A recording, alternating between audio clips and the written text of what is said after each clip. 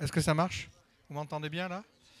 Bonsoir mes chers collègues. Alors, on va démarrer, puisque c'était 18h15 que le quorum est là et qu'on a un ordre du jour qui est toujours important et conséquent, puis c'est un ordre du jour important. Il y a notre budget, puis aussi un vote de PLUI sur lequel on y reviendra, parce que ça impacte un aménagement important pour nous qui est l'hôpital. J'y reviendrai tout à l'heure. Donc je vous propose de démarrer ce conseil de communauté. Vu l'ordre du jour et pour faciliter les signatures, je propose, s'il en est d'accord, que notre vice-président aux finances, Yann Marot, puisse être le secrétaire de séance ce soir.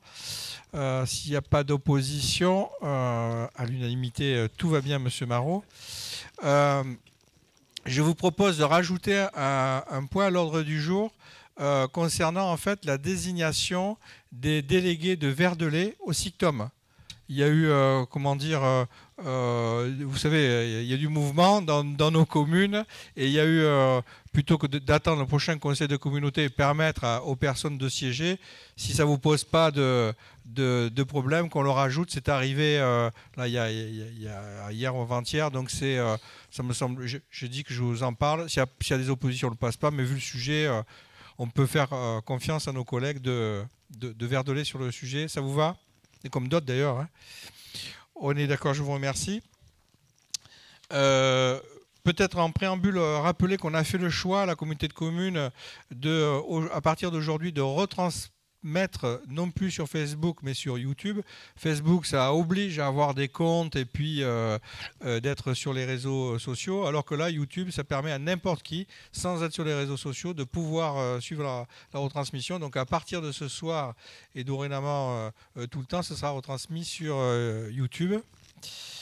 Vous rappelez aussi, on l'avait évoqué, je préfère le dire parce que je risque d'oublier tout à l'heure, le rapport d'activité de la communauté de communes 2024 est fait et imprimé et pour être diffusé, donc on vient juste de le recevoir, on se le repartagera, je préfère le dire maintenant que tout à l'heure en questions diverses parce que vu l'ordre du jour, je risque d'oublier.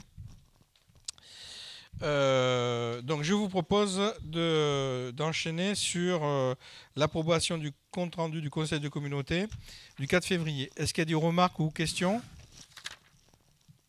Je vous propose de passer au vote. Qui est contre? Qui s'abstient? Un vote à l'unanimité. Merci beaucoup. Vous avez reçu les comptes rendus des décisions prises par le président dans le cadre de ces délégations. On est sur ce que l'on retrouve à tous les conseils de communauté au regard du nombre de communes que nous sommes aujourd'hui. C'est les déclarations d'intention d'aliéner et les renonciations pour le mois de janvier, février et mars. Donc, vu que ça a été généralement vu en lien avec les communes, je ne pense pas qu'il y ait de questionnement. Et nous passons donc, et je t'ai préparé un petit verre d'eau, Yann, à la partie finance. Et nous passons la parole à notre vice-président Yann Marot. À toi. Bonsoir chers collègues, vous m'entendez? Bon, écoutez, bonsoir à toutes et à tous et merci d'être suffisamment nombreux pour qu'on ait le quorum ce soir. Alors, point numéro 3 de l'ordre du jour, finances et marchés. Donc je vais vous présenter un compte rendu des marchés de plus de 5 000 € hors taxes qui ont été signés par notre président dans le cadre de ces délégations, donc entre le 21 janvier dernier et le 26 mars dernier.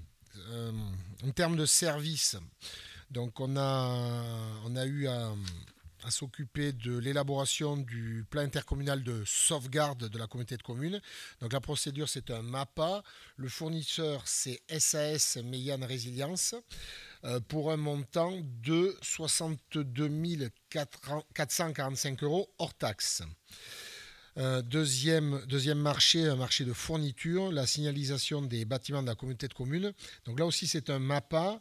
Le fournisseur, c'est la SARL Panneau à Langon pour un montant de 21 245 000 €. Point numéro 4, Donc, comme j'ai envie de dire d'habitude à pareille époque, on va parler de produits irrécouvrables. Donc, on n'a pas à ce stade d'admission en non-valeur au sens de l'article 65-41. Par contre, on a des effacements de dette au sens de l'article 65-42. Donc, pour le principal, 48,46 €. Pour les ordures ménagères, 13 680 € et 19 centimes. Et pour l'enfance jeunesse, 256 € et 80 centimes, pour un total de 15 483 € et 29 centimes. Le point numéro 5, donc l'information relative au montant des indemnités par les élus. Donc là aussi, comme chaque année à pareille époque, en application de l'article du CGCT, je dois vous faire un récapitulatif du montant des indemnités de fonction perçues par les élus communautaires, alors, au sens de leur mandat en CDC et dans les différentes structures dont les élus de la CDC sont membres. Alors, je ne sais pas, Président, si je balaye toutes les indemnités de tous les syndicats ou de tous les organismes, chacun là devant. Après, vous l'avez reçu dans les délibérations. C'est plus éventuellement, est-ce qu'il y a un commentaire? Déjà, j'ai pas reçu de commentaires sur le sujet, mais clairement, c'est la même chose que l'an passé. C'est la même chose il n'y a pas d'augmentation sur le sujet. Est-ce qu'on peut passer? Non, c'est porté à connaissance de toute façon. Il n'y a pas de vote. Hein. C'est importé à connaissance. Ok, point 6. Ok, point 6. Donc là, on passe à l'approbation des comptes de gestion 2024. Donc, les exécutions des dépenses et des recettes de l'exercice 2024 ont été réalisées par le comptable assignataire. Donc, je vous informe, et c'est heureux, que les comptes de gestion établis par le SGC de la Réole sont conformes à nos comptes administratifs. Donc, je vais proposer au Conseil communautaire d'adopter ces comptes de gestion de la CDC du Sud-Gironde pour l'exercice 2024, tant sur le budget principal, que sur le budget annexe, parce que ces écritures sont donc conformes, comme je viens de le dire, à celles du compte administratif pour le même exercice. Là, je pense qu'il faut le voter, Président. Le point 6, approbation des comptes de gestion 2024. Qui est contre? Qui s'abstient? Un vote à l'unanimité. Alors, sur le compte administratif, je ne dois pas participer au vote, on est bien d'accord? Donc, il nous faut élire quelqu'un qui va procéder, puisque c'est moi qui organise le vote. Donc, moi, je vous propose, puisque Yann va faire la présentation, si vous êtes d'accord, je propose que, si Christian Der en est d'accord, qu'il puisse faire le vote du compte administratif. Je le fais la proposition que ce soit lui, si vous êtes d'accord, il n'y a pas d'opposition. Donc comme ça, je peux être là lors de la présentation et je sortirai pour le vote. Très bien. Merci, Président. Merci, Christian. Donc, approbation des comptes administratifs 2024. Donc, je vais vous appeler à voter les comptes administratifs tels qu'ils ont été définis. Alors, là, je vais vous représenter, grosse maille, si vous me permettez l'expression, ce qui a déjà été longuement présenté lors de la dernière commission finances, en particulier, et même en conférence des maires la semaine dernière, en général. Que retenir? Donc le compte administratif du budget principal 2024 sur la section fonctionnement. À aujourd'hui, et vous le savez, on a un solde important de plus de 11 millions d'euros, 11 37 800 € et 52 centimes. Sur la section investissement, cette année, on se retrouve, j'ai envie de dire, avec un déficit ou un besoin de financement de 935 274 € et 32 centimes. Pardon. Ouais, mais... ouais. Monsieur Birac, il a un tournevis pour serrer le... Vous m'entendez? Bon, je ne vais pas réussir à faire bosser Monsieur Birac. Donc tout ça pour ramener un résultat cumulé, y compris les restes à réaliser, de 10 102 526 € et 20 centimes. Donc c'est les chiffres que je vous ai présentés la semaine dernière et même la semaine avant. Le compte administratif du budget enfance-jeunesse. Voilà, donc que retenir cette année, le solde, on en a assez longuement parlé, c'est un objet de travail pour l'année à venir. Le solde de la participation du budget principal à 2 593 498 € et 16 centimes pour la partie fonctionnement, donc un déficit. Hein. Et s'agissant de la section investissement, voilà, cette année, moins 31 325 euros et 56 centimes. Bon, on avait un solde antérieur reporté de 63 471 et 39 centimes, donc on a encore un excédent de 30 087 euros et 89 centimes. Le budget culture. Alors le budget culture, voilà, on en a aussi parlé. Donc c'est un budget qui a pas ou peu de recettes, et pour la partie fonctionnement, en dépenses 1 155 873 euros et 9 centimes, et en recettes 47 179 et 65 centimes, donc qui appelle une participation du budget principal à 1 083 759 euros et 52 centimes. Voilà. Pour la partie section d'investissement, donc très peu d'investissement, vous voyez, de 2438 042 euros avec un solde antérieur reporté, voilà, donc un résultat cumulé de moins 21 288 euros et 71 centimes. C'est un budget sur lequel il faudra travailler l'année prochaine également. Compte administratif du budget ADS, donc là, vous savez bien, c'est un budget autonome, voilà. Résultat, donc s'agissant de la section fonctionnement, cette année on sort avec un solde négatif de 30 040 euros et 87 centimes. Bon, on avait un résultat antérieur reporté qui était très conséquent de 294 730 euros et 49 centimes. Excusez-moi, ça fait beaucoup de chiffres.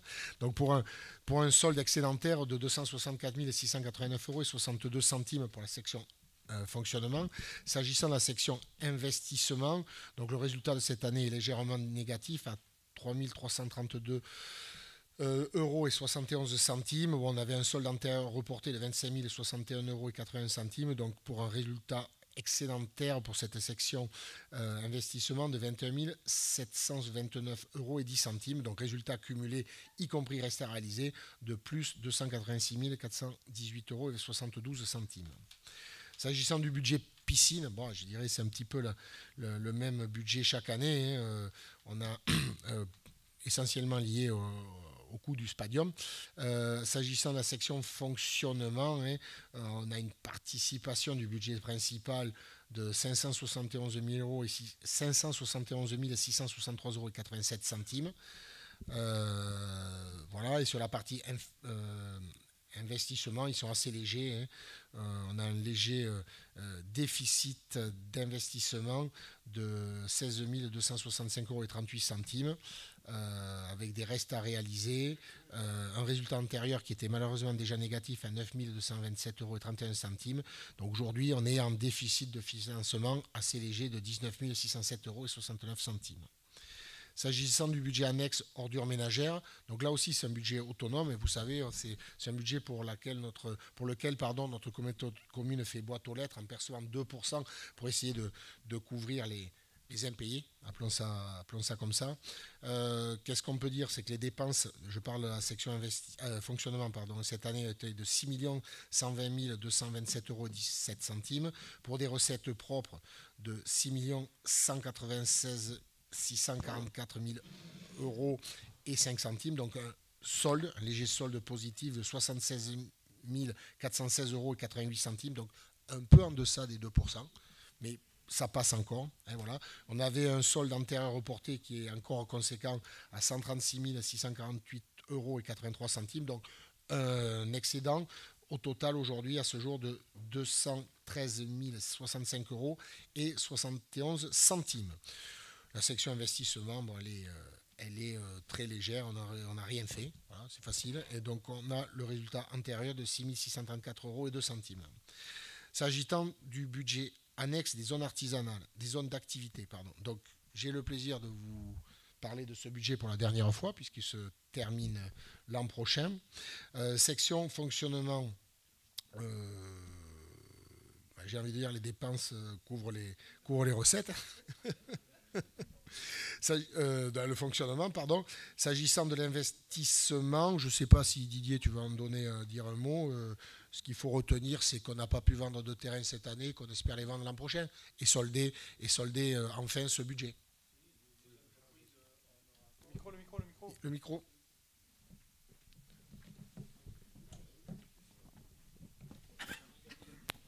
Oui, il y a les terrains qui sont là disponibles. Là, je veux dire que ça y est, l'entreprise, normalement, Jérôme, tu vas bientôt signer les sous-seins. Ils ont des accords de crédit. Donc, l'année prochaine, le 26, tu devrais pouvoir compter sur ces recettes. Ouais, je pense. Quand je dis qu'il y a un problème, il y a un vrai problème. Merci Didier. Budget de la MSP, donc vous savez, c'est la maison médicale à Villandreau, là, qui pour le coup est un budget qui est clos depuis le 31 décembre dernier. Donc voilà, on est à zéro sur la section fonctionnement, on est arrivé au bout. Et sur la section investissement, tout ça a été soldé. Et puis on souhaite, j'ai envie de dire, le meilleur aux praticiens médicaux de Villandreau et de cette zone-là. Le SPANC, budget autonome lui aussi également. Donc je ne sais pas si David voudra dire un mot. Pour la section fonctionnement cette année, un solde légèrement négatif de 18 395,21 €. Je crois qu'on a eu un peu d'arrêt maladie, David, qui a empêché d'avoir des recettes de fonctionnement à hauteur de ce qu'on espérait. Malgré tout, on avait un solde antérieur conséquent à 60 420,56 €. Donc on a encore un excédent positif de 42 025,35 €. Et s'agissant de la section investissement, j'ai envie de dire, on n'a pas fait grand-chose cette année. On avait des restes à réaliser pour 14 283,33 €. Aujourd'hui, on a un léger déficit d'investissement de 4 921,80 €. Voilà, tout ça consolidé donc sur des résultats cumulés, y compris restes à réaliser de plus 37 103,54 €. Voilà. Je termine mon propos sur ce point-là en disant que, effectivement, comme chaque année, vous ne voyez pas apparaître les contrats administratifs des budgets portage des repas et aide à domicile, puisqu'ils seront votés dans le cadre du CIAS. Voilà, Président.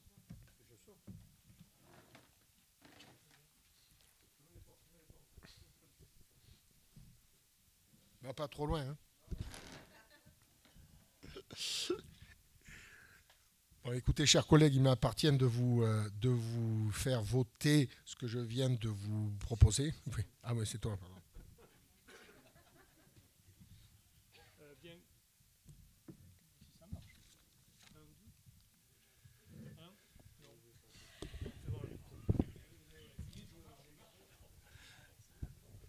Bon, merci Yann pour ces comptes très clairs. S'il n'y a pas de questions, je vous propose d'approuver les comptes administratifs tels qu'ils ont été présentés très clairement par Yann. Est-ce qu'il y a des personnes qui votent contre, qui s'abstiennent? Je vous remercie. Je vous remercie également. Jérôme, on peut faire rentrez le président.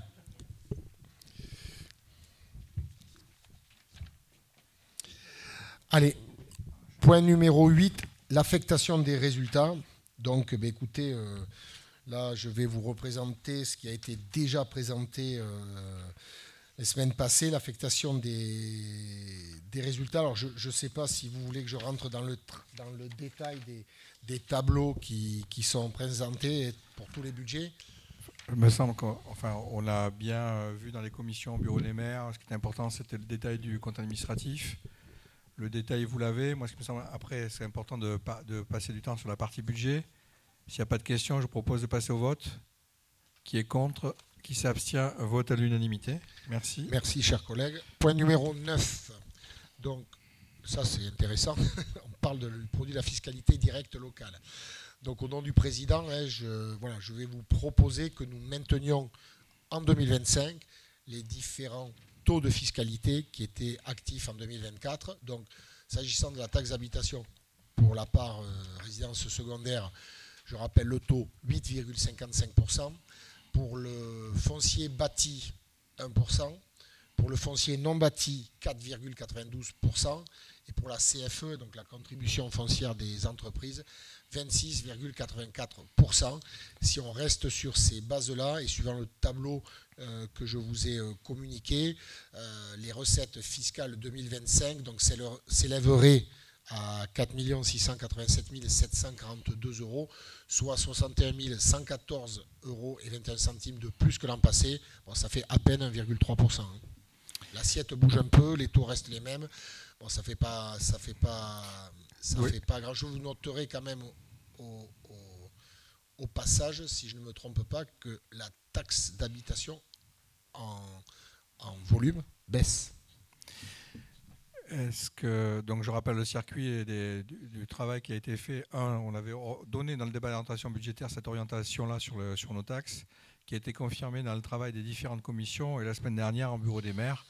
Donc ce qu'il faut retenir, c'est le maintien des taux. Il n'y a pas d'augmentation. Est-ce qu'il y a des remarques?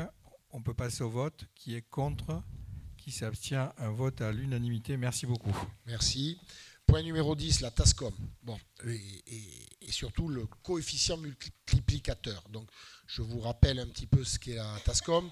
C'est une taxe qui est assise sur la surface de vente des magasins de commerce de détail. Voilà.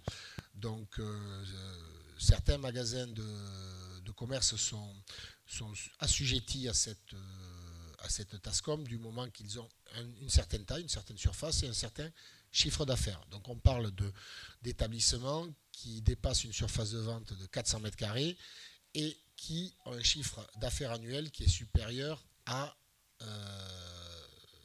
460 000 €. Voilà. Donc, je vous rappelle qu'au début du mandat, en 2020, on avait un coefficient multiplicateur qui était égal à 1, que la loi nous permettait de monter gentiment, si j'ose dire, jusqu'à 1,2 et que nous avions stratégiquement, Président, convenu de monter prudemment d'année en année de 5%, donc de rajouter, si vous voulez, un coefficient de 0,05 à ce coefficient de 1. Aujourd'hui, nous sommes à 1,15 puisque nous avons monté 3 années consécutives. Ce que je vous propose, c'est pour cette dernière année du mandat d'aller au bout de la démarche, de monter encore de 0,05 pour arriver à 1,2 coefficient multiplicateur, ce qui sera le seuil haut de ce qu'on peut faire. Est-ce qu'il y a des remarques, questions? On passe au vote. Qui est contre? Qui s'abstient? Un vote à l'unanimité. Merci. Je vous remercie. Produit de la GEMAPI. Alors, je ne sais pas si David, qui est notre collègue David Lartigot, qui est quand même en charge de cette GEMAPI chez nous, voudra prendre la parole, mais aujourd'hui, le produit de la GEMAPI l'an passé, David, on l'avait voté à 280 000 €. C'est une enveloppe. C'est un équivalent, même s'il faut pas si dans la réalité c'est pas comme ça, c'est à peu près 7 € par habitant. Que cette année 2025 à venir, on a un certain nombre de dépenses de fonctionnement à prévoir. Donc on a toujours les cotisations auprès des différents syndicats de bassin, on a les gestions de la digue à Barry-Castès, on a un poste ou une part de poste de chargé de mission en environnement, et puis on a aussi des investissements avec l'appel du Maillard, dont on parle de longue date à Toulaine, et la poursuite d'un certain nombre de mise en œuvre d'un certain nombre d'équipements de bâtards d'eau sur Saint-Mexan et sur Verdelais. Donc à ce jour, ce qu'on va vous proposer, c'est de maintenir, David, ces 280 000 € pour nous permettre de continuer à mettre en œuvre la politique que je viens de vous décrire succinctement. Est-ce qu'il y a des remarques ou questions? On passe au vote. Qui est contre? Qui s'abstient? Un vote à l'unanimité. Merci. Je vous remercie. Alors, là, on va faire un peu de sémantique, chers amis. Point numéro 12, changement de dénomination du budget des ordures ménagères. Je ne sais pas si, Président, tu veux... Non, mais il y a... Christophe n'est pas encore arrivé. Je rappelle que notre président du SICTOM, Christophe Doré, avait formulé à juste titre, il y a quelques vice-présidents qui sont présents dans la salle, sur la dénomination ordures ménagères, qui aujourd'hui est totalement désuet, puisque notre syndicat développe une politique de service public. Donc c'était lui donner la dénomination qu'il a depuis quelques années. Jean-François, quand on avait installé sur le précédent mandat la volonté de confirmer un service public des déchets. Et donc la dénomination, ce sera... est-ce que tu... Budget et gestion des déchets. Oui, gestion des déchets ménagers. Oui, c'est ça. Très bien. Est-ce qu'il y a des remarques ou questions? On peut passer au vote. Qui est contre? Qui s'abstient? Vote à l'unanimité. Est-ce que c'est à cet endroit-là qu'on vote les désignations de Verdelais ou on le fait, non, on le fait après? On le fait plus loin. Oui, tu sais, la désignation au SICTOM des délégués de Verdelet. Allez, nous passons au vote du budget. Alors, c'est peut-être ce qui intéresse le plus les collègues. Point numéro 13, donc conseil communautaire. Aujourd'hui. Peut-être, Yann, oui. pour t'aider, puisque rappeler qu'il y a eu un travail assez long et important depuis le débat d'orientation budgétaire. Oui. Avec un contexte qui est quand même très particulier pour nous, qu'on a tous vécu. Il y a un contexte peu évident et rappeler qu'on a vécu quand même les inondations et le Covid et le départ d'Airbus et la TASCOM. Donc on a eu pas mal d'épreuves depuis le début et on a su à chaque fois plus gérer, rester sur une volonté de maintenir une activité et des services. Depuis l'année dernière aussi, on a la vitrification de certaines taxes comme la CVAE et on a donné une orientation sur le travail budgétaire. Donc rappeler qu'il y a un travail qui a été important, qui a été fait en commission, dans les différentes commissions d'ailleurs, pour intégrer ces enjeux-là. Rappeler qu'il y a eu un débat très nourri, très fort aussi en bureau des maires. Donc c'était que tu puisses présenter, sans peut-être rentrer dans le détail de toutes ces réunions qui ont été parfois très longues, très studieuses et très engagées de chacun des collègues pour nous présenter le produit final, quoi. Oui, alors merci Président. Effectivement, je te remercie d'insister sur le fond des débats, sur la qualité des débats et la présence de nos collègues au-delà des membres du bureau et en commission. Je ne vous cache pas que c'est un soutien important dans la démarche. Donc merci à toutes et tous. Ça c'est sur le fond. Sur la forme, je voudrais aussi remercier, comme chaque année, en général, mais un petit peu en particulier cette année, la qualité de nos services. Donc Amélie, merci, et particulièrement Hélène Beauvais et ses services. Cette année, on était un peu en mode dégradé avec la blessure de Kamal et malgré tout avec un budget de l'État qui a été voté plus tard, avec un mode dégradé, je viens de le dire, ils ont su nous fournir des chiffres justes en temps et en heure, et je pense que tout le monde ne le mesure peut-être pas assez, donc je voulais faire cet aparté-là. Rappeler que, chers collègues, on s'est fait des réunions de travail, on a eu les dotations après très tardivement. Donc c'est aussi cette année, c'est ce qui rajoute à la complexité du travail budgétaire. Bon, une fois qu'on a dit ça, mais je vous ai fait un petit tableau synthétique dans le cadre de la note de synthèse d'aujourd'hui, mais qui reprend ni plus ni moins les chiffres qu'on a évoqués lors de la dernière commission finances ajustées des dotations qu'on a fini par avoir. Donc je vous avais dit que ça irait pas bien loin, je vous confirme que ça va pas bien loin. Une fois qu'on a dit ça, donc je ne sais pas si je vais lire tous les chiffres, Président, mais retenir que notre budget principal en termes de section de fonctionnement, en termes de recettes, on parle quand même de 26 393 351 euros et 90 centimes, quand même.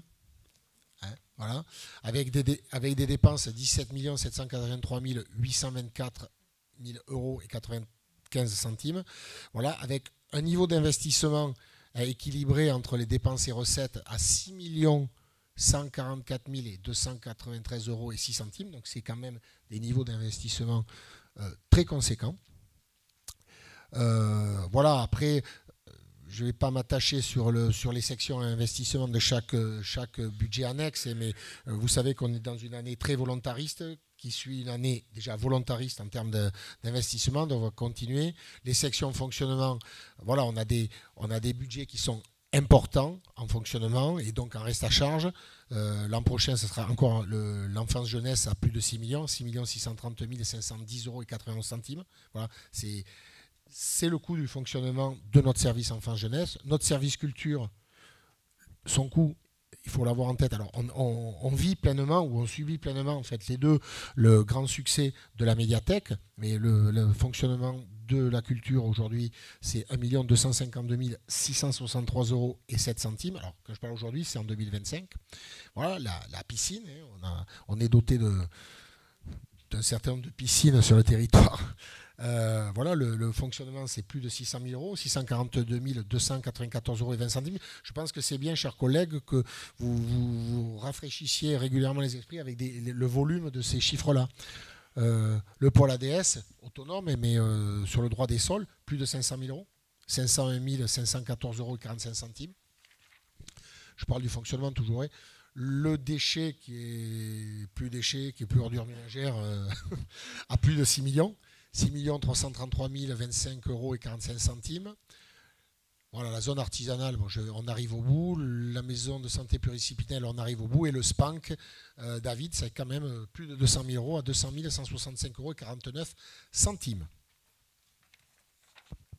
Si vous avez des questions. Est-ce que il y a des questions? Robert, tu souhaitais faire une intervention? On l'a fait là? Ou tu veux le faire? Tu peux le faire là. Ouais.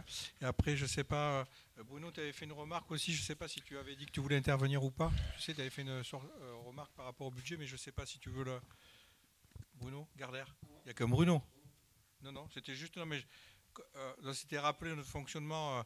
Il est important que à chaque fois, que ce soit Robert ou certains avaient fait des propositions d'intervention. Et donc c'est dans le cadre du règlement.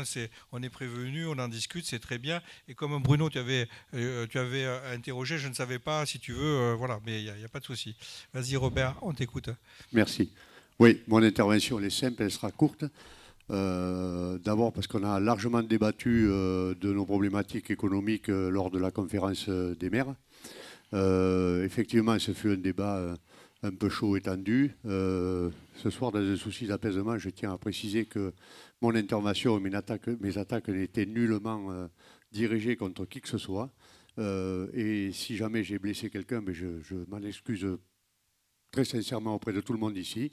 Ce n'était pas le but, c'était...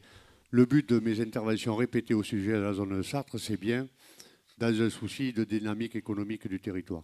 Non pas que de la commune de Fargues, puisqu'on est, je suis marié aussi avec Toulaine dans cette zone de Sartre, mais qu'économiquement, il faut qu'on arrive à prendre conscience du fait que notre territoire a besoin d'un développement économique fort en direction de nos populations, parce que c'est une attente importante. Nos populations ont besoin de savoir vers où nous nous orientons en mesure d'emploi, en mesure d'hébergement, en mesure d'accueil, en mesure de grossissement de notre périphérie langonaise et notamment de nos communes qui gravitent tout autour, mais au-delà de notre territoire langonais.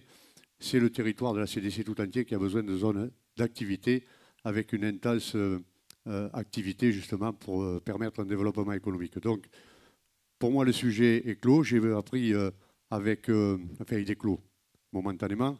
J'ai appris avec intérêt et avec beaucoup de plaisir de la part de Didier qui m'a informé qu'à partir de la semaine prochaine, serait lancé un appel à projet pour la réalisation ou du moins l'aménagement de cette zone de Sartre en premier lieu. Après viendront les autres, peut-être, je l'espère. Donc c'est un paquet franchi qui me satisfait aujourd'hui. J'aurais tendance à dire que je jugerai après sur les actes et non pas sur les intentions, mais il n'y a pas de souci. Je fais confiance à l'intégrité de mes collègues et de tout le conseil communautaire, que je remercie de m'avoir patiemment écouté, tout le monde, lors de mon intervention qui a été un peu houleuse, mais je pense qu'elle était fondée parce qu'à un moment donné, il faut savoir dire les choses. Et moi, je suis une personne qui écrit comme je parle et qui parle comme j'écris, donc à un moment donné, ça plaît moins, ça touche, mais jamais dans l'intention de blesser qui que ce soit. Voilà. Merci les collègues de m'avoir écouté et merci aussi au bureau de la CDC d'avoir pris conscience aujourd'hui de cette problématique importante qu'est le devenir de nos zones d'activité. Moi, je l'ai... Alors, on prend bien sûr ce que tu renvoies, mais je crois que malgré tout, dans tout ce qui s'est passé, c'est la garantie aussi, je crois, de notre réussite collective. C'est-à-dire qu'on a des situations où on peut parler franchement et des fois, et je crois qu'il faut s'enorgueillir de ça. Moi, par rapport à la séance que tu évoques, je me semble que je suis resté plutôt assez calme et dans l'accompagnement et l'écoute. Ce que j'ai retenu, ce que j'ai vu, c'est une inquiétude légitime pour des combats que l'on mène aussi tous les deux sur les sujets du développement économique, puisque alors qu'on était en confinement, on était tous les deux mobilisés avec d'autres. je crois qu'il y a Michel qui est là aussi sur les parties. Quand on réfléchissait sur l'agrandissement de la zone de Mazères dans les documents du PLUI, on était mobilisés, on avait conscience de cet enjeu-là. La preuve, puisqu'on a fait des études qui ont été coûteuses pour permettre et travailler ces aménagements-là, et que tu le sais, je me mobilise pour faire en sorte qu'il y ait des entreprises qui viennent à cet endroit-là. Je t'en ai tenu informé, surtout le lendemain du Congrès des maires. Donc je trouve tout ça très positif. Je mesure aussi qu'il te fallait des réponses, mais nous on attendait, ce que je t'avais dit, la faisabilité technique de ces appels à projets. Et là, voilà, on est en cours. Et en tout cas, moi je m'engage personnellement. Et puis la parole vaut l'homme ou l'homme ne vaut rien. Donc c'est un truc qu'on utilise beaucoup entre nous aujourd'hui. Donc sur ce sujet-là, je ne lâcherai pas. C'était des interrogations, mais qui nous dépassent tous. C'était le sujet des financements, puisqu'aujourd'hui, on est rattrapé par des dotations qui ne sont pas au rendez-vous. On est rattrapé par une CVAE qui est vitrifiée. Donc on sait qu'on a des recettes qui ne vont plus évoluer et qu'on a des charges importantes à mener. Quand on regarde ce budget, on n'a pas à rougir. Il demeure ambitieux. Il est en lien avec la population. C'est des services qui sont hyper importants. Et je sais que dans tes arguments, on les partage tous, Robert, et peut-être qu'effectivement, dans l'inquiétude, on ne les a pas tous remis sur la table ce jour-là, mais rappelons qu'il y a beaucoup d'argent qui sont mis, petite enfance, culture, qui sont essentiels aujourd'hui à accueillir la population. Ils marchent, il faut se battre pour les maintenir, et je crois que c'est l'engagement qu'on a au travers de ce budget-là qui reste, qui demeure ambitieux. Est-ce qu'il y a d'autres interventions? On peut passer au vote. On passe au vote. Qui est contre? Qui s'abstient? Un vote à l'unanimité. Merci beaucoup. Le point 14. Merci, Président. Ouais, le point 14. Alors, je vais comme chaque année, vous faire un état des participations au budget annexe. Donc, je rappelle que notre communauté de communes dispose d'un budget principal et de 10 budgets annexes. Donc, parmi ces 10 budgets, 4 sont autonomes. Donc, le budget qui s'occupe du droit des sols, le budget des déchets, anciennement ordures ménagères, zone artisanale et le SPANC. Les autres donc, sont équilibrés par une participation dite d'équilibre par le budget principal. Merci, Président.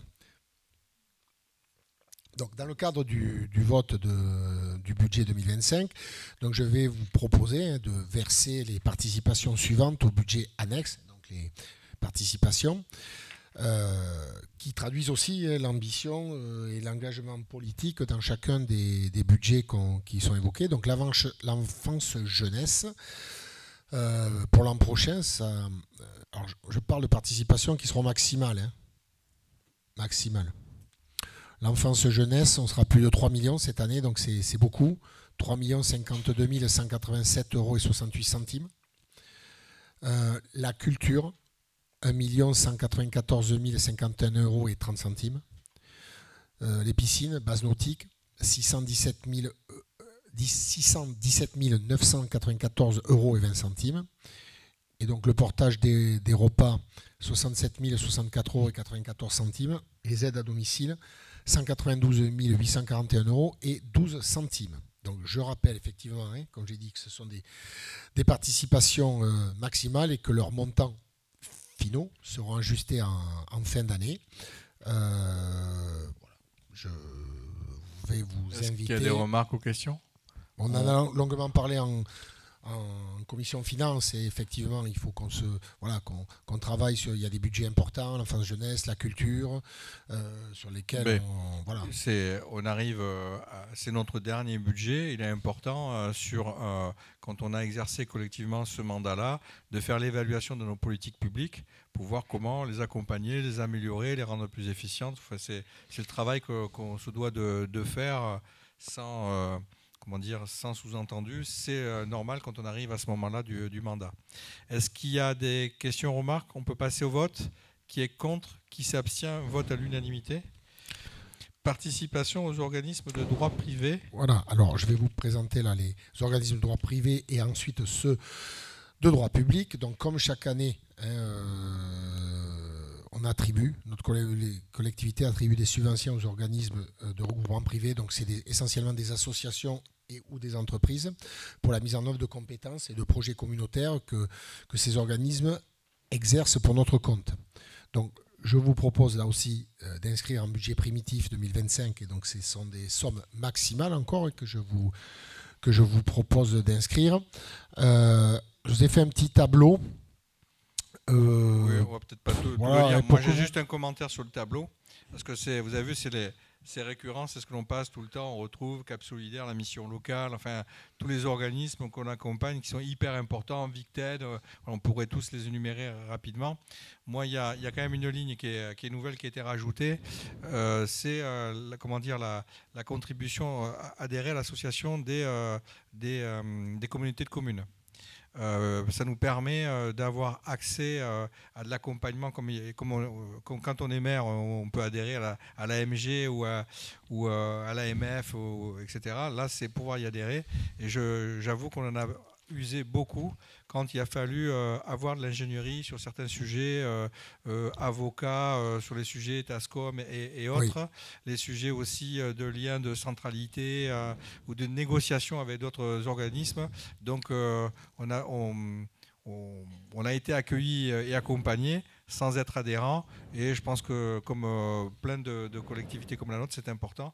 Aujourd'hui, ils ont des structures où ils ont de suite, on les sollicite, on peut avoir un accompagnement juridique qui est immédiat avec une dizaine de personnes qui sont que sur la partie juridique. Donc voilà ce que je sens que c'est important au regard des différentes épreuves que l'on a pu traverser, d'avoir cet accompagnement-là que j'ai sollicité, que j'ai eu, sans qu'on soit adhérent.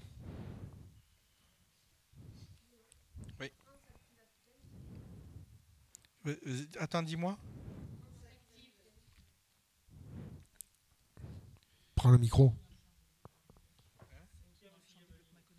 C'est dans le champ du développement économique. Alors ça, je ne sais plus, France Active Aquitaine.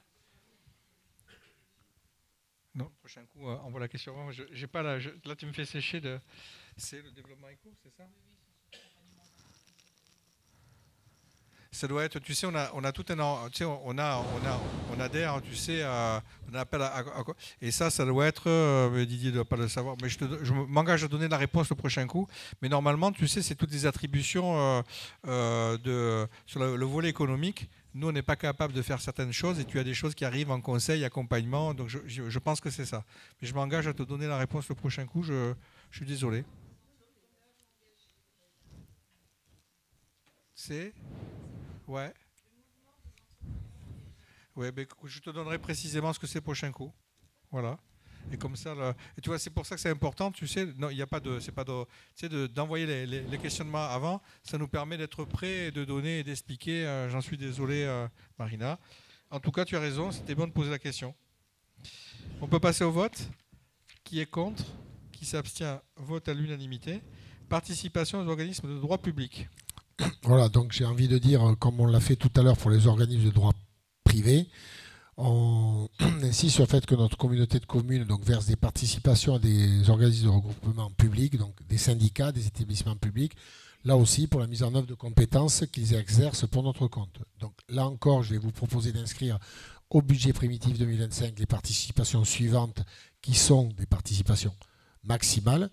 Donc vous avez un tableau avec les participations de fonctionnement et un tableau avec les participations d'investissement. Voilà, donc dans la même logique que précédemment, je ne sais pas si vous avez des questions pour certains sujets. S'agissant du fonctionnement, il n'y a pas vraiment d'évolution significative, si ce n'est peut-être, alors je ne sais pas, David ou Didier, pour le syndicat Bassan-Barry-Castès cette année.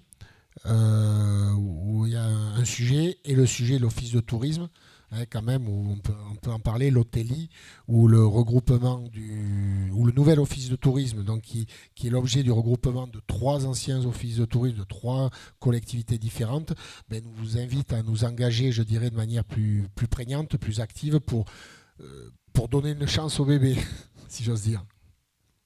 Jérôme? Oui, non, moi je regardais peut-être refaire l'école sur le fait, tu as raison, sur le regroupement des offices de tourisme. On a largement commenté ce travail, donc on est au courant de l'enjeu. et on est les 3 communautés de communes qui sont regroupées. Hein, Didier, on sait très bien. Ah, tu veux dire? Allez, vas-y. Alors attention, on envoie le micro à Didier Leland. Pendant que le micro arrive, j'enchaîne Didier, je te passe la parole 2 minutes. Moi, j'en profitais aussi pour rappeler qu'on a fait un choix politique fort sur le déploiement de la fibre en lien avec les départements. Puisqu'on voit notre contribution qui est de Gironde Omega, c'est combien, je crois, 55 000 55 426 €. Donc c'est une contribution qui nous permet, si on n'avait pas fait cet effort-là de contribuer à la ville avec le département, on n'aurait pas eu le déploiement de la fibre, notamment dans les, je mets des gros guillemets, les petites communes, puisqu'on sait très bien que les gros opérateurs vont se concentrer là où ils ont des flux importants. Donc c'est ce qui nous a permis d'être maître de notre réseau. Donc rappelez que c'est un choix politique. Ouais, ça c'est pour la part investissement. Hein? T'as toujours pas la fibre, Olivier?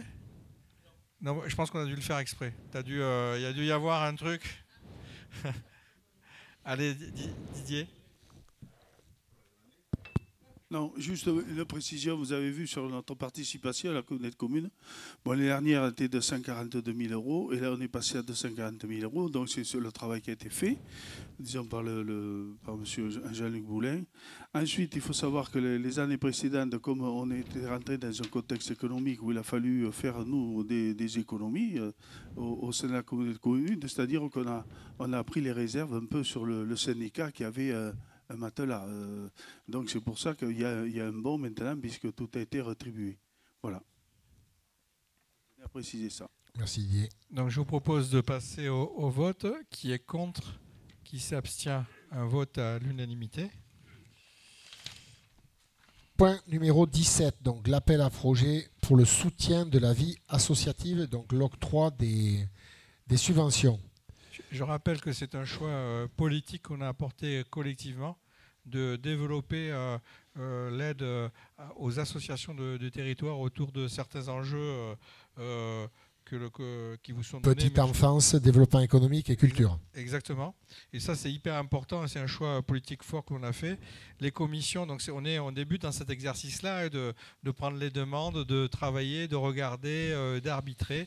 Et c'est la répartition, c'est ça, Yann, qui a été proposé à l'issue à la fois des travaux en commission, du bureau des vice-présidents et du bureau des maires. Oui, si je peux me permettre, effectivement, l'an passé, on avait inscrit à ta demande, Président, une ligne qui n'existait pas avant, et puisque ça n'existait pas avant l'an passé, on avait décidé d'octroyer 30 000 € d'une manière générale à ses partenaires, puisqu'on parle bien de partenaires. On a vu le bien fondé de notre démarche et on a décidé cette année d'aller un petit peu plus loin. Je ne suis pas sûr qu'on pourra aller beaucoup plus loin, mais on a décidé d'aller un petit peu plus loin et on s'était fixé, j'avais fixé une enveloppe de 50 000 € que les collègues avaient pour mission de se répartir. J'ai envie de dire que le travail collectif a été bien fait. Le tableau qui vous est présenté traduit cette ambition, et puisque donc on est dans les clous, on arrive à 45 500 €, et donc pas 50, mais quand même 45 000, c'est 50% de plus que 30 000, voilà, je le rappelle. Donc je pense qu'on est au rendez-vous des enjeux, et les collègues ont su, sans vraiment saupoudrer, je pense avec de la finesse et de la précision, accompagner les associations qui étaient pertinentes dans chaque domaine de compétences.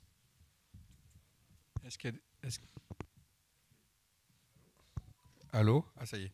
Est-ce qu'il y a des remarques ou questions? On peut passer au vote. Qui est contre? Qui s'abstient? Un vote à l'unanimité. Alors, point numéro 18, approbation du rapport du CLECT. C'est un sujet qui me tient particulièrement à cœur. Comme tous les sujets que tu viens de passer. Ouais, celui-là particulièrement. Donc, je vous informe, chers collègues, que la dernière réunion du CLECT s'est tenue le 27 mars dernier.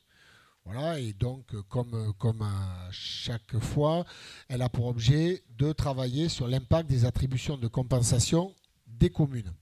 Cette année, deux points de variation. Je veux parler de l'évaluation financière du transfert de charges lié à la participation au syndicat Sud-Gironde Mobilité par substitution aux communes, dans le cadre de la prise en charge de cette compétence, d'une part.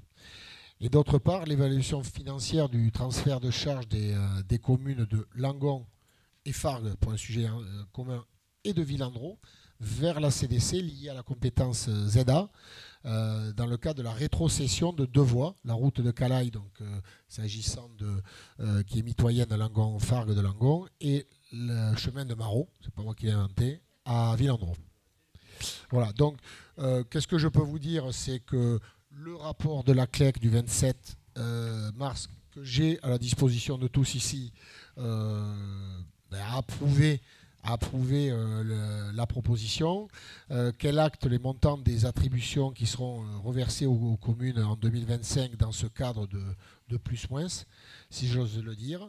Et si ça vous convient à tous, et voilà, il s'agira que ce rapport soit adopté dans des délibérations concordantes, donc pour notre conseil communautaire, mais aussi dans nos 37 conseils communaux, voilà, à la majorité simple. Il faut le faire d'ici 3 mois. Est-ce qu'il y a des remarques ou questions? On peut passer au vote. On parle de quelques centaines d'euros. Oui, c'est ça. Pour Robert et moi, c'est pas grand chose. Enfin, c'est des petites sommes. Hein. Je ne sais plus, c'est quoi? C'est 200, 300 euros. On parle de 200 ou 300 euros. Oui. Voilà, donc on passe au vote. Qui est contre? Qui s'abstient? Un vote à l'unanimité. Modification des statuts. C'est fini la partie. C'est moi ou c'est toi? Si tu veux, ça me va. Sinon, allez, continue. Après, je m'arrête. Hein. Après, tu t'arrêtes, voilà. Promis. Allez, statut, point numéro 19, modification des statuts. Voilà, donc il s'agit. Oui, c'est en lien avec ce que tu as dit avant. Oui, voilà, c'est en lien avant. Voilà, tout à fait. Donc, il s'agit d'une modification des. Je vais vous présenter une proposition de modification des statuts de notre CDC pour acter le transfert de compétences des tronçons de voirie dont on a parlé, mais également pour améliorer certaines préconisations de la préfecture, pour le dire élégamment. Donc les points concernés, ils sont à l'ordre de 5 et vous les avez dans la note de synthèse. Le premier, donc, c'est l'ajout des compétences facultatives, donc la CDC, pour les tronçons de voirie dont je parlais, donc la route de Calaï, Fargues et Langon, et le chemin de Marot à Villandreau. Ensuite, le retrait de la compétence maison pluridisciplinaire de Villandreau, vous savez, le fameux budget qui a été clos au 31 décembre 2024, le bâtiment ayant été rétrocédé aux professionnels de santé. Le point numéro 3, donc, c'est le retrait de la mention adhésion au parc naturel régional des Landes de Gascogne. Voilà. Alors, je n'ai pas bien compris parce que la préfecture a émis une remarque en disant que cette mention n'avait pas vocation à figurer dans les statuts de notre CDC. Là aussi, j'aime à dire qu'on fait un peu de sémantique, mais on va le faire. Point numéro 4, la modification de l'intitulé des compétences en conformité avec le CGCT. Donc là aussi, il faut parler de supplémentaire au lieu d'optionnel et de facultative au lieu de supplémentaire. Je vous laisse méditer. Et le point numéro 5, amélioration de la rédaction de la compétence GEMAPI. Donc, il s'agit d'ajouter la référence à l'item 10 de l'article L211-9 du Code de l'environnement. Alors, je ne sais pas si tu veux en parler, David, particulièrement, mais bon, voilà, ça concerne l'exploitation, l'entretien et l'aménagement des ouvrages hydrauliques existants sur le cours d'eau du Carpe. Pour le point item 10 et pour l'item 12, il s'agit de l'animation de la concertation dans le domaine de la gestion et de la protection des ressources en eau en unité hydrogéographique. Est-ce qu'il y a des remarques ou questions en dehors des sourires sur la petite sémantique évoquée? Je vous propose de passer au vote. Qui est contre? Qui s'abstient? Un vote à l'unanimité. Et merci. Si vous le voulez bien, en votre nom à tous, moi je tiens quand même à saluer et remercier Yann, notre vice-président. Remercier pour l'engagement, parce que là, pour le coup, quand on dit engagement, vous avez bien mesuré que dans différentes réunions, non seulement il le fait avec le sens de l'intérêt général, mais il s'y engage avec beaucoup d'énergie. Donc tu as remercié les services. Il est important aussi que nous, on puisse te remercier, parce que depuis le début du mandat, on a eu, je l'ai dit tout à l'heure, beaucoup d'épreuves. C'est beaucoup d'angoisse, beaucoup de stress. Il a un rôle ingrat. Celui de dire non, de questionner tout le monde, pour se re-questionner chacun d'entre nous, pour être sûr on va bien sur les bons chemins. C'est le rôle que je lui ai attribué, c'est le rôle qu'il fait pour nous. Donc c'était important de savoir marquer de la considération par rapport à cet engagement qui a été important sur ce mandat. Donc je tenais, au nom de tous les collègues, je crois que tout le monde a bien mesuré l'engagement. Donc c'était important de saluer ce que tu as fait pour la collectivité. Donc comme c'est notre dernier budget pour ce mandat, c'est important de pouvoir marquer le coup. Nous pouvons passer donc au point d'après qui est l'action sociale. Christian, tu as quelques éléments à partager sur la maison des 1000 premiers jours de Préchac, on a dit, parce qu'il faut changer. Il n'est pas là, Michel? Non, on a fait une blague parce que, comme on disait la semaine dernière, on parlait de la maison de Saint-Symphorien, et pour faire une boutade, parce qu'on en parle beaucoup. C'est un projet important pour notre territoire. Donc pour faire une mauvaise blague à notre ami Bruno Gardère de Saint-Symphorien, on avait décidé de la délocaliser quelques secondes après chaque. Oui, il s'agit essentiellement de régularisation foncière entre la commune et le département et la communauté de communes. La commune de Saint-Symphorien, je suis obligé de la nommer. Donc la commune de Saint-Symphorien cédera donc une partie de ces deux parcelles à la communauté de communes une fois la transaction réalisée. Voilà, ça reste purement administratif et foncier. Là, c'est du formalisme, on y va. Qui est contre, qui s'abstient, vote à l'unanimité. Le point suivant est important. Oui, le point suivant est important puisqu'il s'agit de la suspension de l'augmentation automatique des tarifs des ALSH pour les familles. Donc vous vous rappelez peut-être qu'on avait passé une délibération le 22 avril 2022 qui instituait des tarifs pour les ALSH et avec un principe d'augmentation automatique de 3% chaque année au premier jour des vacances d'été, soit au 1er juillet. Donc dans un contexte de dégradation du pouvoir d'achat des ménages, nous vous proposons que l'augmentation automatique prévue initialement le 7 juillet pour l'année 2025 soit suspendue pour l'année 2025. Ainsi, les tarifs seraient maintenus jusqu'au premier jour des vacances estivales 2026, soit le 6 juillet 2026. Est-ce qu'il y a des remarques ou questions? Je vous propose de passer au vote. Qui est contre? Qui s'abstient? Vote à l'unanimité. Après, on passe au... Tu veux dire quelques mots au groupement d'achat du SDEG, David? Ou j'y vais? Oui. Donc, alors je vous rappelle que c'est un choix collectif que nous avons fait. Déjà, nous passons par le SDEG, nous les collectivités, comme la communauté de communes, pour des groupements d'achat. Et on voit que c'est quelque chose d'important et on peut saluer, puis il y en a quelques-uns des collègues qui siègent d'ailleurs au syndicat. Et il y a à peu près 2 ans et demi, j'avais sollicité avec David Lartigot, parce que sur Langon, on avait essayé de lancer un groupement d'achat pour les particuliers autour du gaz et de l'électricité. On a vu que c'était compliqué, c'était pas assez massif, et donc j'avais interpellé, souvenez-vous, je vous l'ai dit, j'avais fait la proposition à l'ensemble des collègues maires, est-ce qu'on peut faire une expérimentation au niveau de la communauté de communes? Et donc c'est un travail que l'on a mené avec David, en lien avec le SDEG, et en fait cette proposition, c'est de pouvoir lancer un groupement d'achat aux particuliers qui passerait par le SDEG. Donc il y a des organismes qui existent, qui sont privés et qui le font. Là, on va continuer à essayer d'être en maintien, en travaillant en régie. Et il y a clairement, on va démarrer par le gaz, je crois.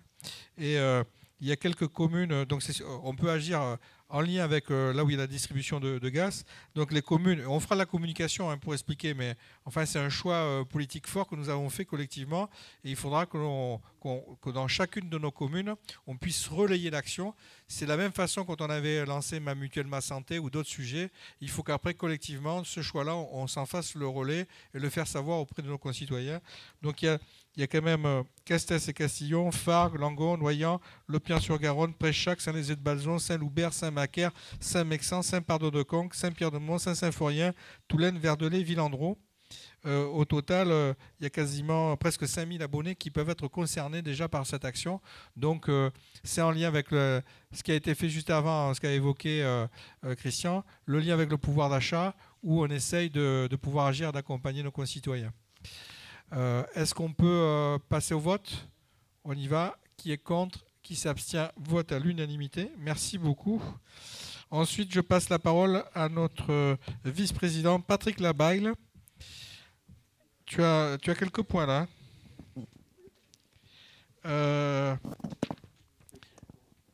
Non mais Patrick, tu rigoles, c'est l'acquisition d'un terrain de la commune de Royan, l'acquisition d'un terrain de Biojac pour l'aménagement des terrains familiaux. Est-ce que tu veux les commenter généralement et puis je les prends un par un, je les voterai, ça te va? Ça marche, oui.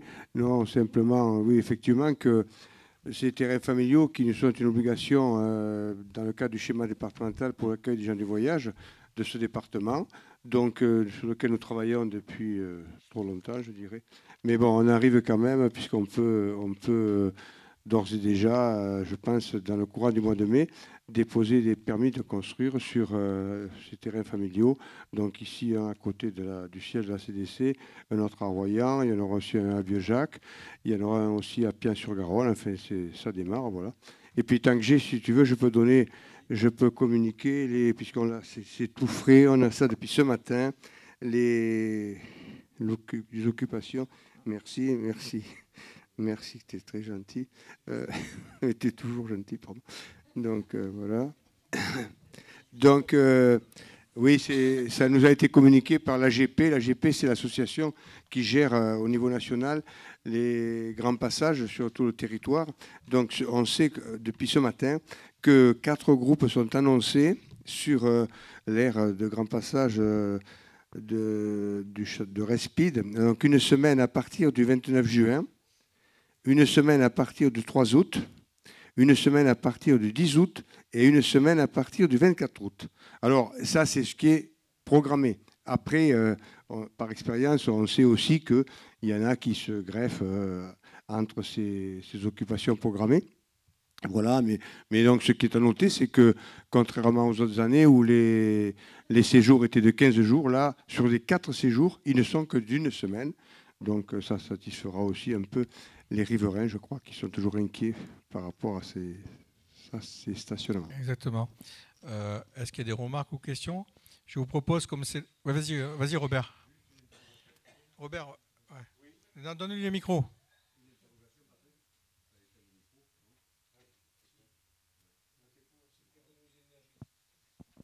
Oui, simplement, sur le terrain de Sèvres, limite Toulaine-Fargue, il y a une programmation de travaux de construction. Il y a une date de prévue, un permis de construire déposé. Alors, la première réunion a eu lieu cet après-midi à laquelle je n'ai pas pu participer. Je sais que ça s'est fait avec Hélène Bouvet, avec un représentant de Gironde Habitat qui va être le maître d'ouvrage de ces logements, et puis l'ADAV, bien sûr, qui nous accompagne. Donc, on est tout à fait au début de ce projet. Donc vous avez vu, il y a donc 3 délibérations qui sont les mêmes: l'acquisition de la commune de Royan, l'acquisition du terrain de Biojac et l'acquisition de Pien-sur-Garonne. Je vous propose de faire un vote groupé puisque c'est les 3 mêmes. Si ça vous va, on y va. Qui est contre? Qui s'abstient? Un vote à l'unanimité. J'en profite pour saluer le travail de Patrick, et on sait qu'il ne se représentera pas et qu'il a une ambition qui est très forte, et il faut qu'on l'épaule dans cette ambition. Son engagement autour des gens du voyage, c'est un engagement de vie qu'il porte depuis des années. Il y a des motifs d'insatisfaction sur certains terrains. Je pense que notre communauté de communes, on est assez, on peut toujours critiquer. Malgré tout, on est quand même au rendez-vous des engagements qu'on a pris pour certains aménagements, l'aire de grand passage, les terrains familiaux, etc. Et aujourd'hui, on se retrouve en difficulté parce que certaines communautés autour, sur lesquelles ils auraient dû faire le même travail d'engagement, ils ne sont pas au rendez-vous. Donc aujourd'hui, on se retrouve en difficulté sur des aires d'accueil que l'on assume de manière un peu illégale, alors qu'il y a un travail qui doit être fait de manière plus importante. Grâce à Patrick et mon adjoint aussi, Serge Charon, et moi-même, nous avons à nouveau interpellé le sous-préfet avec des propositions que lui on lui a fait. Enfin, je laisserai Patrick lui refaire les propositions que tu soumets depuis des années. Et aussi, on a sollicité une rencontre, une concertation avec nos collègues des autres communautés de communes pour que l'État assume et nous accompagne et aussi contraigne les territoires à faire les aménagements qui sont hyper importants. Et donc, moi, je tenais à le dire. Je tiens aussi à saluer l'implication et l'engagement d'Hélène Beauvais sur un sujet, sur ces sujets-là, et comme de notre agent qui est aussi à Sèvres. On a eu des moments difficiles puisque là, ce qu'a présenté Patrick, c'est ce qui est dans le cadre légal. Et là, dans le cadre légal, on est en responsabilité, on agit. Et quand on est face à l'illégalité, les situations peuvent être tendues. Et moi, je remercie l'accompagnement que j'ai pu bénéficier qui m'a aidé à faire certains choix, hein, comme par exemple ne pas autoriser de rentrer à l'aire de grand passage alors que la loi, ils étaient hors la loi. D'ailleurs, à ce propos, je rappelle qu'on a porté plainte et qu'on a gagné le procès, donc ce qui démontre bien que ce choix-là, qui n'était pas facile, il fallait l'assumer, on l'a fait. Donc, on continue l'histoire, Patrick. Hein. Il faut que là, sur les quelques mois à venir, je suis sûr que tu vas arriver à emporter, il ne reste plus grand-chose pour emporter définitivement le morceau. Il y a Robert, tu veux ajouter un truc, oui.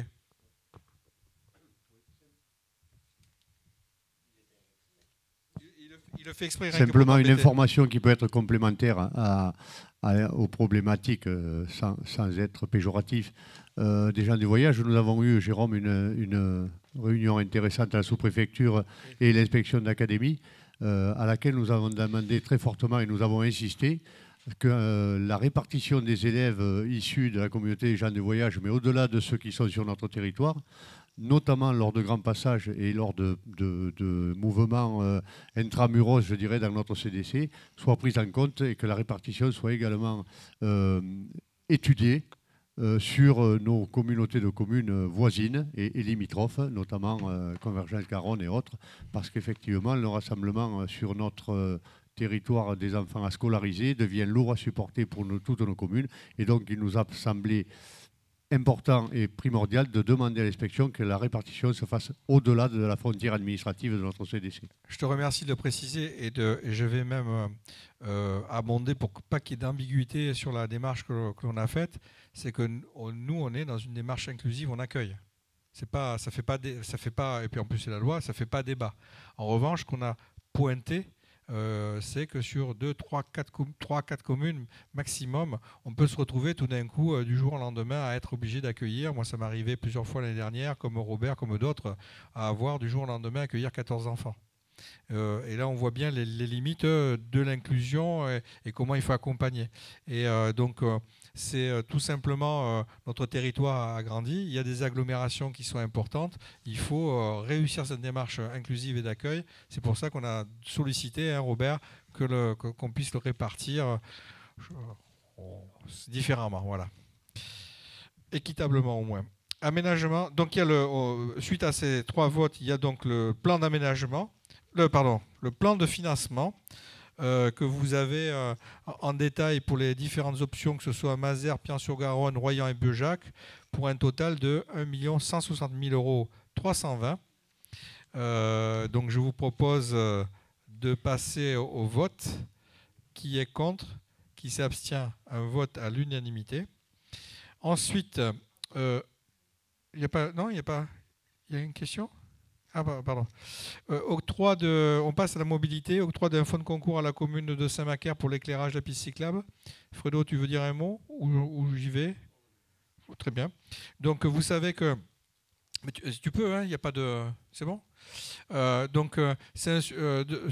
Depuis 2 ans, on a décidé collectivement d'attribuer un fonds de concours pour tout ce qui est des projets d'intérêt intercommunaux, notamment sur toutes nos liaisons qui sont un peu stratégiques, les liens avec les campus, les liens avec les bourgs-centres, les liens avec la gare, etc. On a suffisamment travaillé sur ce sujet-là, puisque ce travail sur ce sujet-là nous a amené à créer un syndicat de mobilité.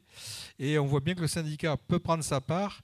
La communauté des communes, elle peut prendre aussi un peu sa part pour être dans l'accompagnement des communes, surtout quand il y a un projet d'intérêt communautaire. Et en l'occurrence, là, il y a quelques jours, grâce à un financement très important du département, mais aussi de la région, je mets ma casquette région, et de l'État, je ne sais plus, non, je ne crois pas, c'est région, département, Cédric, j'ai un trou. Et DETR, voilà, c'est ça, les trois.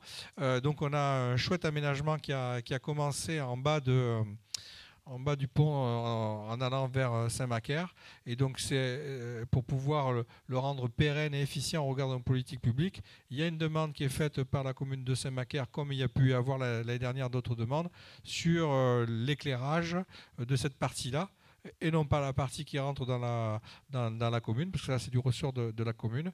Donc c'est important de montrer à voir qu'on fait ce choix-là politique.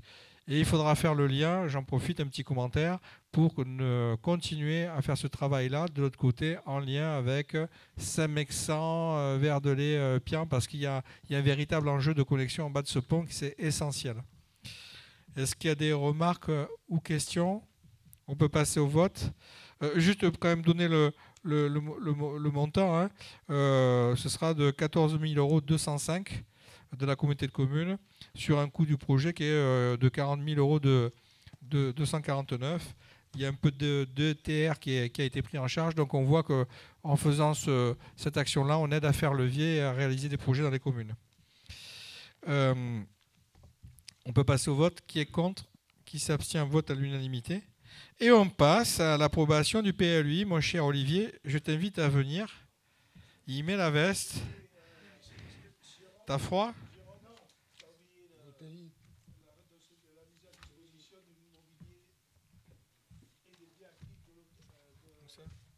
Je ne l'ai pas, moi.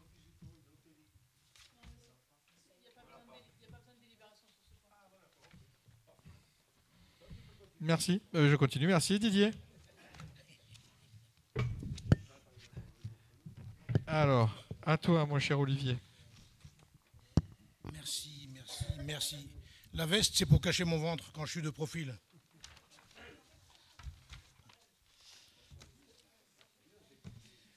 Alors, bon, il n'y a rien de bien nouveau. Tout ce que je vais dire a été vu. Ah bon? Je n'ai pas bouffé le cornet de frites? Oh, purée. Non, mais... D'accord. Alors, passe-moi une deuxième paire de lunettes. Non, tout ce que je vais vous dire a déjà été longuement débattu. Ça n'empêche pas qu'il puisse y avoir des questions, hein. On arrive enfin à l'approbation de la modification numéro 1 du PLUI, qu'on a engagé il y a déjà un an. Cette modification, elle a été engagée à la demande du sous-préfet, qui nous avait demandé de mettre un certain nombre de choses en conformité, de s'assurer qu'il y ait des adéquations sur les droits à construire avec les capacités des réseaux. Bon, je fais assez court, hein. Et puis on en a profité pour pour corriger quelques erreurs qu'on avait découvertes et qui avaient échappé à notre sagacité parce qu'elles avaient dû être commises après qu'on avait approuvé le PLUI fin 2023. Donc on appelle ça des coquilles ou des erreurs techniques. Donc ça a été corrigé. Alors,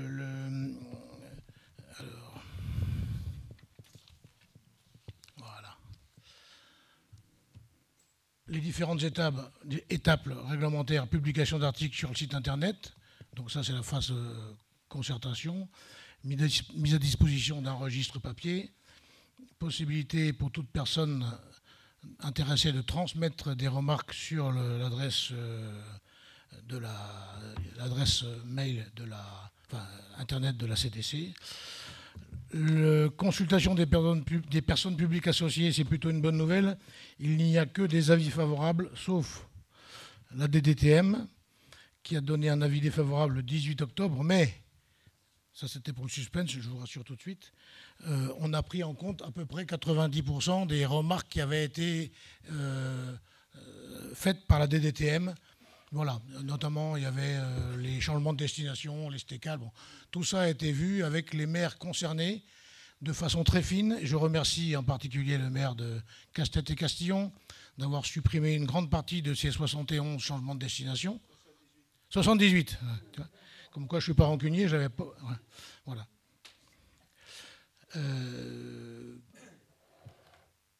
Donc, comme je le disais, on l'a vu en commission urbanisme au mois de mars, en conférence des maires au mois d'avril. Voilà. Et puis, ma foi, la liste, que vous avez là, il y a une coquille à noter. Ah, vas-y. C'est quoi la coquille? La coquille, c'est pas, ça n'a rien de grave. Il y a écrit en bas de la page 22, ajout de 2 emplacements réservés à Fargues. En fait, j'ai vérifié tout à l'heure, il n'y a pas d'emplacements réservés qui ont été ajoutés à Fargues. Voilà, c'est une coquille qu'il faudra corriger. Moi, je souhaiterais alors, on retrouve des choses qui sont usuelles dans ce document, qui font partie des négociations, où nous, on est une démarche volontariste, surtout avec des territoires où on a besoin d'accueillir la population. Et c'est pas évident quand on se retrouve face aux injonctions de l'État qui met des contraintes dans l'aménagement du territoire, surtout sur les petites communes. Quand on dit les 78, si je ne me trompe pas, Didier, c'est les séchoirs, je crois. Ouais. C'est les séchoirs à Tavola qui ont une valeur patrimoniale qui demain peuvent avoir un autre devenir. Donc on voit bien que tout le monde n'est pas mûr à ça. Il faut continuer ce travail-là de pédagogie, montre la pertinence aussi, le fait de les restaurer, ça reste dans un paysage, ça fait partie aussi de l'aménagement du territoire, donc ça fait partie des combats qu'il faut mener. On en gagne, on négocie, mais ce tour-là, il faudra, je pense, le refaire. Il faut retenir aussi que dans ce document-là, il y a quand même un élément très, très important, c'est le travail que l'on a fait en marche forcée pour modifier une OAP sur Langon où un permis avait été déposé pour un aménagement entier d'habitat, et ça on a besoin d'habitat près de l'hôpital, et qu'on a modifié très rapidement pour pouvoir y déplacer l'EHPAD de Val-de-Brion. Parce que déplacer cette EHPAD de Val-de-Brion, ça permet globalement, je sais que vous le savez, mais j'en profite de le rappeler à tout le monde, de repenser le projet immobilier de l'hôpital. Donc ce que l'on vote ce soir, c'est ça aussi. C'est la volonté politique d'avoir modifié les documents d'urbanisme pour pouvoir permettre la réalisation de ce projet-là. Quand on va le voter dès demain, le permis sera posé, ils vont travailler pour poser le permis de l'EHPAD et enclencher les choses. Donc moi je suis avec vous très touché de ce que l'on fait ce soir par rapport à ça. C'est un combat que l'on mène de pouvoir maintenir cet hôpital sur le territoire. Il y a un autre sujet qui nous tient à cœur, c'est les aménagements pour des habitats, notamment sur les violences intrafamiliales et les violences faites aux femmes, notamment à Semence. Et c'est des négociations parce que les emplacements, on les propose, et puis des fois, on peut avoir des réserves parce que ce n'est pas bien inscrit dans le paysage. Là, il faut en faire un combat politique fort. On manque de ces habitats et voilà, donc il faut le retenir. Il y a des sujets aussi d'activité économique, notamment dans le secteur d'Austins, avec une ferme équestre sur laquelle c'est pertinent que ce soit dans cet environnement-là. Il y a eu des efforts qui ont été faits aussi par cette activité économique. Et puis après, il y a un sujet sur lequel on n'est pas confort les uns les autres. C'est le sujet des risques incendies, où certaines communes présentes dans la salle sont encore plus concernées que d'autres, et qui imposent des contraintes qui ne sont pas simples entre les réalités de ceux qui le vivent et qui ont des vraies propositions. Je sais que Bruno, tu as souvent fait des propositions d'aménagement comme d'autres, hein. Donc là aussi, il y a un travail de concertation assez fin, hein, avec les services de l'État. Enfin, voilà ce que je souhaitais dire par rapport à ce document. C'est pas rien ce qu'on fait ce soir, quoi. En plus, c'est un document qui est toujours très important, mais quand on sait qu'il y a des enjeux d'intérêt général aussi forts, je crois qu'on peut être content ce soir d'avoir ce vote-là. Est-ce qu'il y a d'autres interventions? On peut passer au vote. Qui est contre? Qui s'abstient? Un vote à l'unanimité. Merci Olivier, parce que moi je suis bien content de pouvoir déléguer quand il y a des échanges où Robert, tu as dit la semaine dernière que c'était pas facile, et chacun d'entre nous, on peut être dans des réunions où c'est pas facile, on peut être agacé au regard de ce qui peut se passer. Je remercie Olivier de m'avoir protégé de ça par moment. On passe ensuite. C'est David, je crois, c'est ça? Ah oui, approbation du plan d'action de la CDC. À toi. Alors je vais essayer d'être court parce que vous avez la liste sous les yeux. Donc le contrat d'objectif territorial qui... Et si on a voté. Il dormait. Si, on a voté. Vote à l'unanimité, j'ai dit. Ah, mais me fais pas peur. Donc je disais le contrat d'objectif territorial. Donc c'était un travail de la commission environnement où on avait une proposition après un audit de notre territoire de plus de 1000 propositions à améliorer au niveau environnemental notre territoire, notre CDC. La commission en a, on va dire, retenu quelques-uns, voilà, et on le travaillera suivant nos envies et nos moyens aussi, bien sûr, dans les années à venir, parce que vous avez vu que la liste est longue. Nous avons déjà commencé, que ce soit l'énergie renouvelable, avec une probable pose de panneaux photovoltaïques sur des bâtiments, un enjeu important, une prise de conscience de nos personnels au niveau de la CDC pour faire des efforts au niveau environnemental sur des actions, sur les ALSH et autres. Donc voilà, on va commencer sans nous coûter trop d'argent, mais on arrivera petit à petit à essayer, en lien avec le PCAET, d'avoir des actions profitables pour notre environnement. Est-ce qu'il y a des remarques ou questions? On peut passer au vote. Qui est contre? Qui s'abstient? Vote à l'unanimité. Philippe, tu voulais faire une intervention sur l'environnement, c'est ça?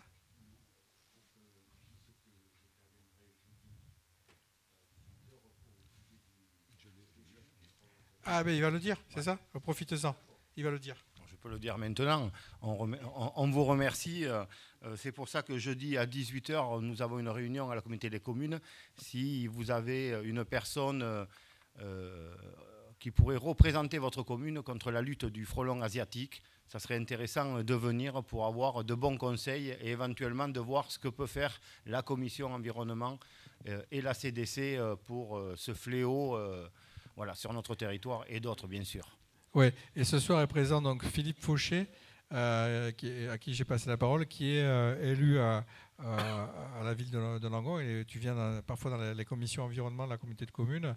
Et depuis plus de 10 ans, on mène un travail sur, je pense que certains le font aussi, sur la sensibilisation du frelon asiatique et aussi les ruches dans les écoles. Et on s'est rendu compte, comme c'est un engagement profond qu'il a depuis des années, que si on veut agir efficacement, on ne peut pas s'arrêter aux frontières de nos communes. Donc l'idée, c'était de pouvoir, comment on peut agir à l'échelle beaucoup plus large de la communauté de communes, au moins, que l'on puisse faire ensemble la distribution des pièges à frelons. Demain, bon, il ne va pas m'en vouloir si je dis qu'on achètera quelques pièges à frelons. On devrait y arriver vu le montant des pièges. Mais vous avez vu qu'il regarde sévèrement. Je ne l'ai pas prévenu. Ouh là là, ça va être dur. Mais en fait, l'idée, c'est ça. C'est comment on peut mener une action à l'échelle de toutes nos communes pour le faire en même temps, quoi. Voilà, c'était ça. C'est ça, Philou? Ok, très bien. Tu as d'autres sujets? Le SPANC? Non, d'abord enchaîne. Le PEPS. Alors, ah oui. Le PEPS 1, vous savez, des fois, il y a des choses qui sont éternellement lentes. Et la preuve, c'est que sur la protection des inondations, on a fini presque le mandat avec le PEPS 1. Le PEPS, ce sont des initiatives à prendre et des projets pour pouvoir amener, par exemple, des repères de crues, éventuellement des bâtards d'eau pour le grand public et autres. On a passé 5 ans. On n'a pas eu le temps. Nous, on a eu le temps. Mais certains services, et dont les services de l'État, ne sont toujours pas au point là-dessus. Donc, on va voter pour faire le PEPS 2. Et on espère que dans 2 ans et demi, on pourra amener des actions sur notre territoire réelles avec un cofinancement des services de l'État. Alors, on passe au vote. Qui est contre? Qui s'abstient? Vote à l'unanimité. Merci beaucoup. Alors, modification du règlement intérieur sur les tarifs du SPANC. En commission de travail, nous avons... alors déjà, il faut savoir que c'est un budget qui doit s'équilibrer et autonome. Et on va vous demander de voter donc, une augmentation sur 2 points, le contrôle de bon fonctionnement et le contrôle de vente. Alors surtout sur le contrôle de fonctionnement, en fait, c'est une augmentation... réelle en coût, mais c'est aussi une augmentation donc, de délai pour les contrôles. en fait, les bons élèves, entre guillemets, qui ont un contrôle d'assainissement conforme, passeront à 8 ans au lieu de 6, avec sans travaux à 6 ans et avec travaux à 4 ans. Donc il y a une légère augmentation pour pouvoir équilibrer le budget et avoir un petit peu de trésorerie et pallier en cas à des absences de personnel, mais en sachant que si on regarde sur le nombre d'années, en fait, l'augmentation est très minime. Voilà. S'il y a des questions, je peux répondre. On y va. On passe au vote. Qui est contre? Qui s'abstient? Vote à l'unanimité. Merci beaucoup. Et c'est bon. Et je passe la parole... Ah non, c'est là où on passe le SICTOM Sud-Gironde. C'est ce que je vous ai dit en début de séance. C'est la modification des représentants de la CDC au sein du SICTOM. Et en fait, c'est pour faire en sorte qu'à la Palace, à Verdelais, à la place d'Aucoin, Vachéry, Mélanie, soit désigné Olivier Charon et que à la place de Soudienne Sylvie soit désigné Aucoin, Vachéry, Mélanie en suppléant. De titulaire, elle passe à suppléant et Olivier devient titulaire. Voilà. Et c'était juste ça. On peut passer au vote. Qui est contre? Qui s'abstient? Vote à l'unanimité. Et je passe la parole à Christian sur les forfaits de rémunération des animateurs en CE, puisque Patrick Breteau, notre VP, est excusé.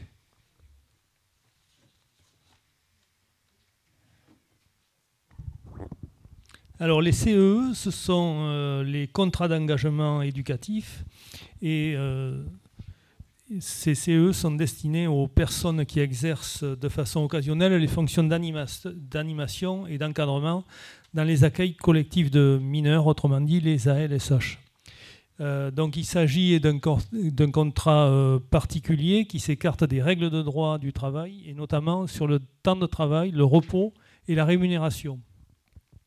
Donc la rémunération est au forfait dont le montant est défini par délibération et lors du Conseil social territorial du 24 novembre 2024, il a été proposé de valoriser le montant journalier du forfait pour le rémunérer en équivalent SMIC parce que ces animateurs étaient payés en dessous du SMIC de façon dérogatoire. Donc l'objectif est de ne pas créer de trop grandes disparités de rémunération entre les animateurs en contrat horaire et ceux en contrat CEE et d'octroyer une rémunération digne de tous. Voilà, donc Eh bien, on passe au vote. On peut passer au vote. Après, il y a plus de détails, mais... Sauf s'il y a des questions ou des remarques. Il n'y en a pas eu lorsqu'on a partagé ça dans les différentes instances. On passe au vote. Qui est contre? Qui s'abstient? Un vote à l'unanimité. Tu continues sur la suite ou pas? Sur la modification des tableaux des effectifs, éventuellement, je peux.